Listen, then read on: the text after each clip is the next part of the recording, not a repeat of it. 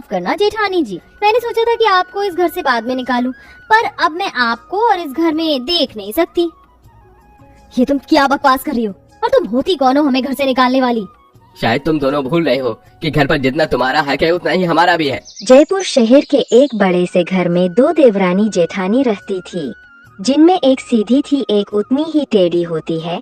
ऐसे ही एक दिन, दीदी आज माँ जी को खाना मैं खिला दूंगी, वरना फिर आप बोलोगी कि मैं ना तो घर का काम करती हूँ और ना ही अपनी बीमार सास की सेवा करती हूँ। गरिमा, मुझे ताने सुनाने से बेहतर होगा कि तुम माँ जी को जाकर खाना खिला दो। दीदी आपके पति ने पापा के बिजनेस को आगे बढ़ाया, बस इसलिए आपको इतना घमंड है ना? तुम्हें जो समझना है तुम समझो, पर फिलहाल माँ जी को खाना दे दो, उनकी दवाई का समय हो रहा है। ऐसा बोलकर वो वहाँ से चली जाती है और अर्चना घर के काम करने लग जाती है। अब छोटी बहू खाना लेकर अपनी बीमार सास के पास जाती है। उसकी सास की तबीयत बहुत ज्यादा खराब होती है। डॉक्टर ने भी अब मना कर दिया था। गरिमा बहुत लालची औरत थी। माँ जी आप जल्दी से साइन कर दो।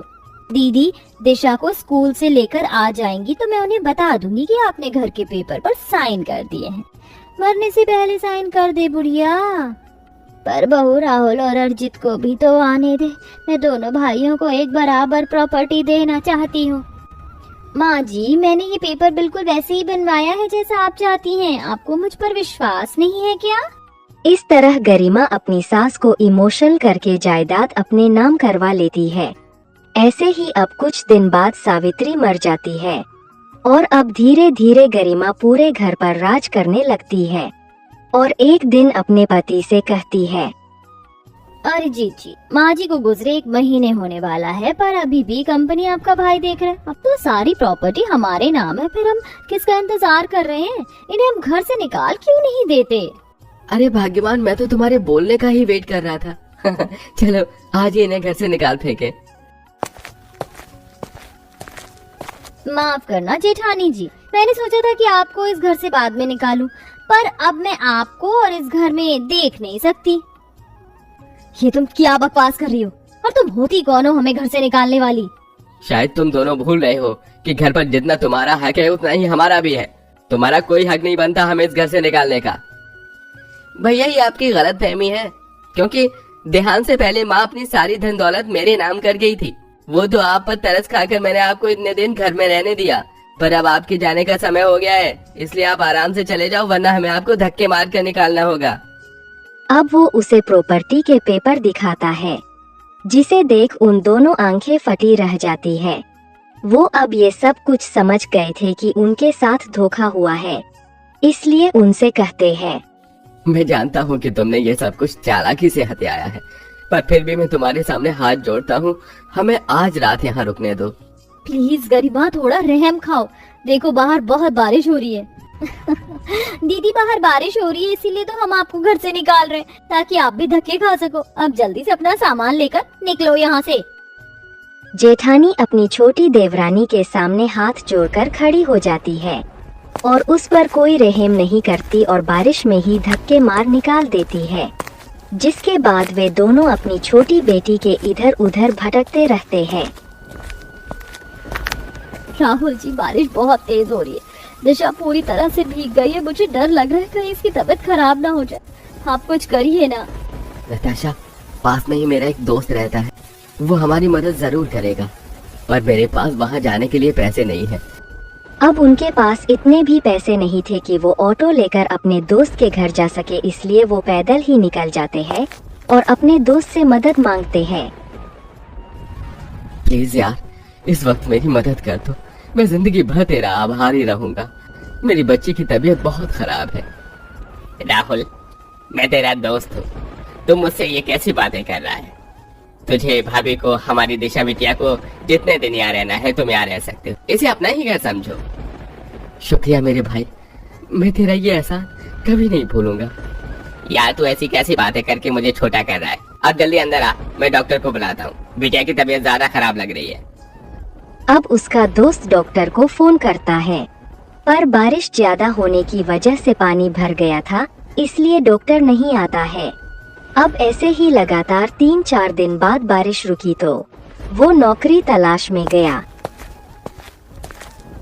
दोस्त, तूने हमारी बहुत मदद की है, पर हम ज्यादा दिन यहाँ नहीं रुक सकते। मैं नौकरी का पता करने जा रहा हूँ। अगर मुझे नौकरी मिली तो मैं कल ही तेरा घर खाली कर दूंगा। आप फिक्र मत कीजिए, आपको बहुत अच्छी नौकरी मिलेगी। मुझे अपने भगवान पर पूरा भरोसा है।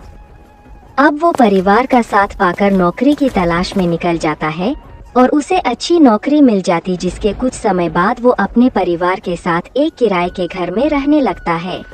वहीं दूसरी ओर उसका छोटा भाई नशे में धुत होकर पड़ा रहता था।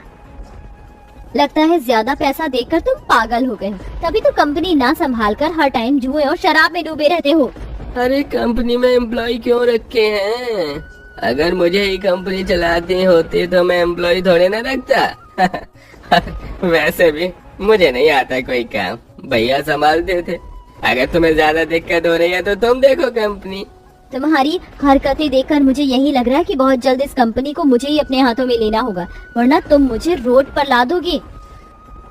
अब गरिमा खुद कंपनी संभालने लगती है, पर उसे भी कंपनी का कोई काम नहीं आता है, जिस वजह से कंपनी डूब जाती है और बहुत जल्दी सब रोड पर आ जाते हैं। क्या दिन आ गए हैं और ये सब कुछ इस नशेड़ी इंसान की वजह से हुआ है। इसे तो अब भी कोई होश नहीं है। माँ, मुझे बहुत भूख लग रही है और ठंड भी लग रही है, चलो ना घर में चलते हैं। बेटा, अब हम अपने घर नहीं जा सकते, अब बेघर हो गए। तेरे बाप ने सब कुछ बेच दिया, हमें रोड पर लाकर खड़ा कर दिया। बेटा, तेरी माँ झूठी मक्कार है। आज तक इसने कभी सच नहीं बोला। ये सब मेरी वजह से नहीं, तेरी माँ की वजह से हुआ है। तेरी माँ हमेशा तेरी बड़ी मम्मी से जलती आई है, बस यही वजह है कि आज ये रोड पर है। अब गरिमा रोड पर बैठकर अपने पति से लड़ते हुए रोने लगती है।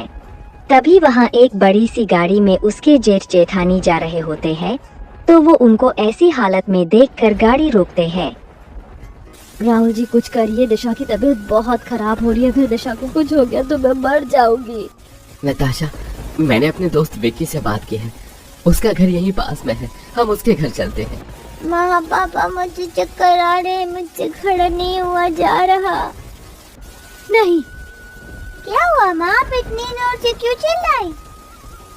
मुझसे गरिमा की और उसके बच्चे की हालत देखी नहीं जा रही है। याद है ना आपको, ऐसी बारिश में इन्होंने हमें घर से बाहर निकाला था, दिशा की तबीयत कितनी खराब हो गई थी। इसलिए मैं नहीं चाहती कि जो हमारी बच्ची ने झेला वो ये मासूम बच्चा झेले। चलिए हम इन्हें अपने साथ घर ले चलते हैं। उनसे गरिमा की ऐसी हालत देखी नहीं जाती है और उनको अपने साथ अपने घर ले आते हैं, जिसके बाद गरिमा को अपनी गलती का एहसास होता है। मुझे माफ कर दीजिए जेठानी जी, मैंने आपके साथ बहुत बुरा किया, पर आपने फिर भी मदद की। आप नहीं जानती, पर आपको घर से निकालने के बाद भी मैं हर पल आपके बारे में सोचती रही, आपके बारे में पता करती रही। और जैसे ही मुझे पता चला कि आपकी हालत अच्छी हो रही है, वैसे वैसे मेरे अंदर की जलन बढ़ती गई। और शायद यही वजह है कि आज मेरी ये हालत हो गई। गरिमा, भगवान की लाठी में आवाज नहीं होती, पर जब वो लगती है तो अच्छे अच्छे का घमंड टूट जाता है। पर तुम फिक्र मत करो, मैं तुम्हारी मदद करूंगी। अब गरिमा को अपनी गलती का एहसास हो जाता है, जिसके बाद वो उसे माफ कर देती है और राहुल अपने छोटे भाई को नशा छुड़ाने के लिए उसका इलाज करवाता है, जिसके कुछ समय बाद सब ठीक हो जाता है। भैया, भाभी, हमने आपके साथ बहुत बुरा किया, पर फिर भी आपने मेरी मदद की। इस बार मैं ऐसी गलती दोबारा नहीं करूंगा। मैं आपको एक कामयाब इंसान बनकर दिखाऊंगा। हाँ दीदी, अरिजीत जी बिल्कुल ठीक हो गए और उन्होंने अपने लिए एक नौकरी भी देखी, इसलिए अब हमें यहाँ से जाने की आज्ञा दीजिए।